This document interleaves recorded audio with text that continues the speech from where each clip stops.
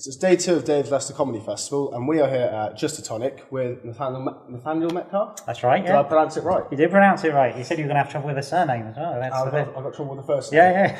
It's all right, though. You got there in the end. Exactly, we did it okay. So you're at the performing at the Belmont Hotel tonight. That's doing right. the show Enthusiasts. That's right, yeah. Can you tell us a bit about it?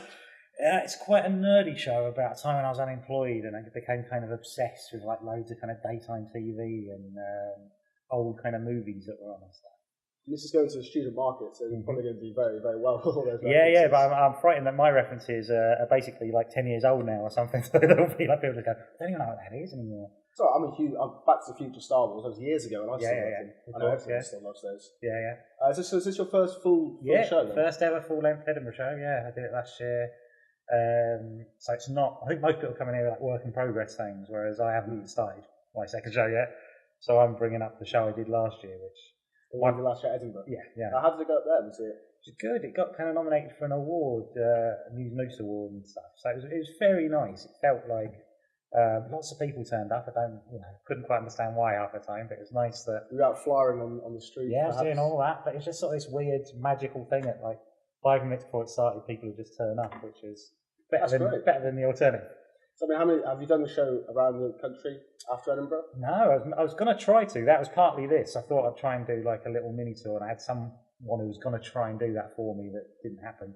So I did it a few times in London since, and I was previewing it all over the place actually before Edinburgh last year.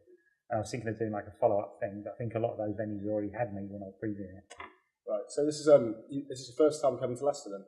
Yeah, I did a big value audition in here, in fact, a couple of years ago. How did that go? It was all right. I don't think I got. Did I get? No, I didn't get it. So I hate to bring you here and bring bad memories. I mean, this is it. I feel like this is just you set me up now, haven't you? Set me up. I didn't decide the venue. It was me. Yeah, it was me. I set myself up. It was quite a nice gig though. I remember. Yeah, it's a lovely venue. Yeah, even looking around, it's got that kind of. It's a real kind of classic venue, I think, in the country, isn't it? I think it's one of those ones that everyone knows about and everyone likes playing, I think. Yeah. So have you managed to look around the city or check out the rest of the festival yet? No, so I've seen Granby Street, which is where we are, so I've kind of walked only this far. The train station is up there? I've come from the train station right here, so it's... so that quarter of a mile, how's... Seen the Tesco Express on the corner. It is a lovely Tesco Express. It is. I saw a sex shop, which had private shop written on it, as if like... That said, you will never guess what it is. Then there was a sign above it that said sex shop. I love that. That is my favourite shop in Leicester. I've never been in. Oh yeah, but just purely for that sign, private shop, but sex shop. Really. Yeah. As if people didn't get what it was from the word private. Yeah. It just it's like you're sort of forgotten. It's sort of subliminal. Yeah. It just tries to tell you is it sex shop. Yeah.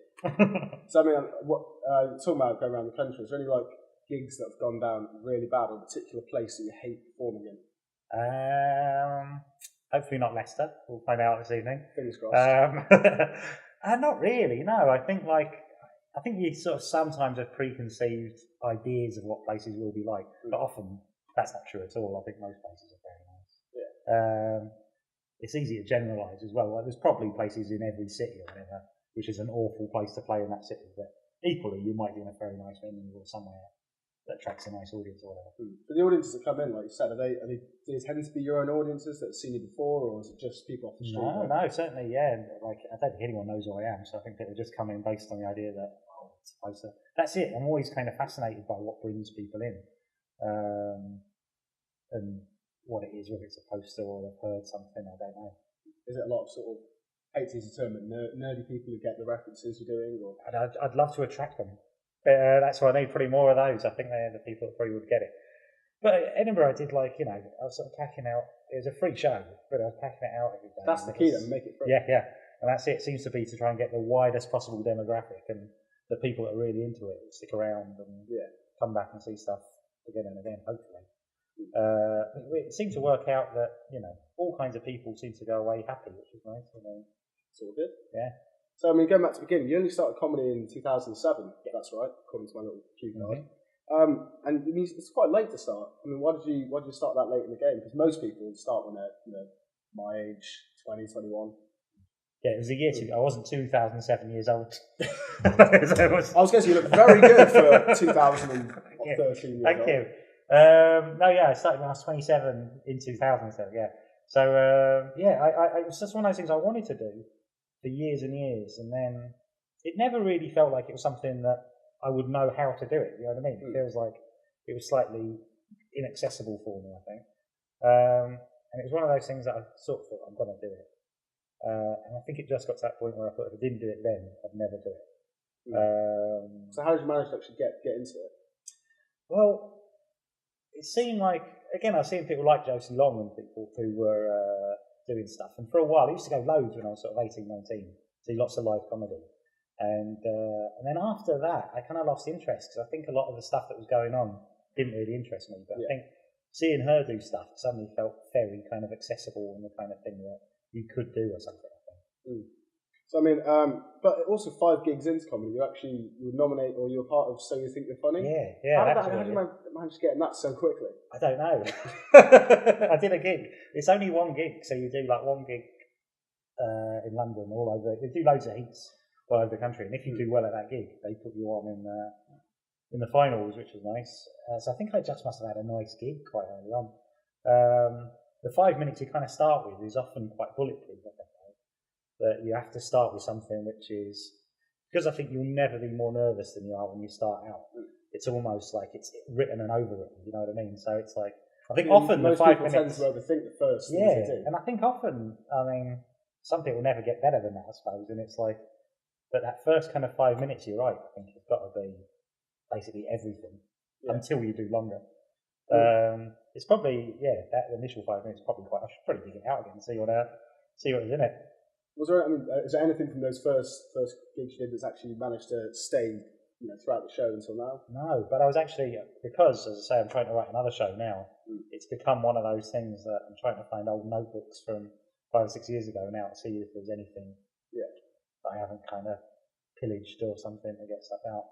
So I do I half intend to have a look at it. It's the kind of thing that I wonder, you don't even know you'll perform it now, do you know what I mean? It might be a completely different cultural reference. Well, then again, you said they were really old, so maybe it was still. Maybe it's come back again.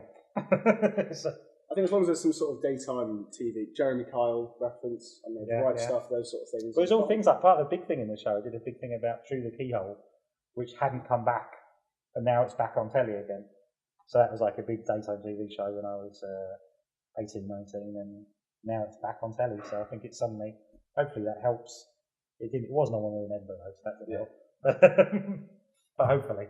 Yeah. So if you hadn't got into comedy a few years ago, what would you have kept doing now? Where would you be now? Where would I be? That's the thing. I've still got a day job and stuff, so I'm still kind of knocking about. Yeah. I'm still. Where do you work? I work in a comic book shop in London. That's pretty cool. It is now. Yeah, it is now. Again, I've rode the wave of that.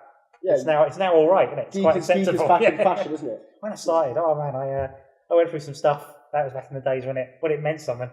I know. So, are you going to quit the day job anytime soon? We'll see. Yeah, it's getting better and better. It's certainly easier and easier to make money just doing this, and we'll see.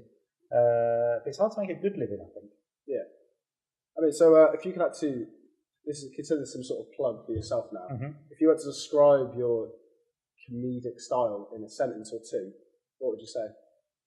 Oh, I'm very bad at this kind of thing. I'll just slag myself off. It's quite slow. This is selling yourself very well. Oh, hang on. It's quick. It's very quick. Nice. Fast-paced. Fast-paced. Funny. Funny's good. Funny's always good for comedy. Loads of jokes. It's quite low-key, I suppose, and I guess it's quite nerdy, quite low-key. Hopefully very accessible. Fun, I think it's silly. It's a good one. Silly's good. Silly's always good. Yeah. So, I'm going to ask this question to everyone at the festival. Okay. What is the worst joke you know? It doesn't have to be one you've told, just a worst joke you've ever heard. Worst joke I've ever heard. Again, I wonder if it's one of mine.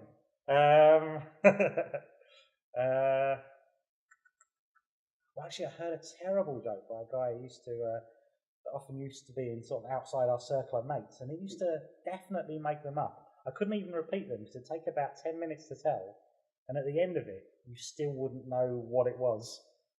It was much of an anti-joke. Yeah, he was a guy. Yeah, but he didn't mean it to be, but he definitely must have made it up. because it was so specifically bad. You did a thing that the punchline was something about a Rod Stewart song that was something to do with the Spanish Armada. It come away with this huge, and it took like 20 minutes to tell it. And at the end of it, you'd be like, "Oh, is that the end?" It was extraordinary. He's an extraordinary man who was.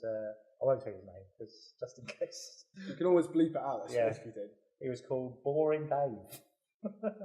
Or as he calls himself, Dave, I imagine. He's one of those fascinating characters who, the first time I met him, he was just going off on one.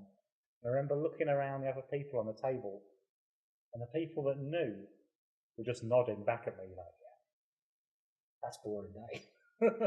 Maybe try and work that and just see how it goes down. Maybe. It could be brilliant. Maybe, yeah. I'll try and remember what the joke was. Yeah, I can't even. It was something. It was excruciating. Email, if you ever find it, email me, and I'll be happy to. I'll get him on here. Fingers crossed.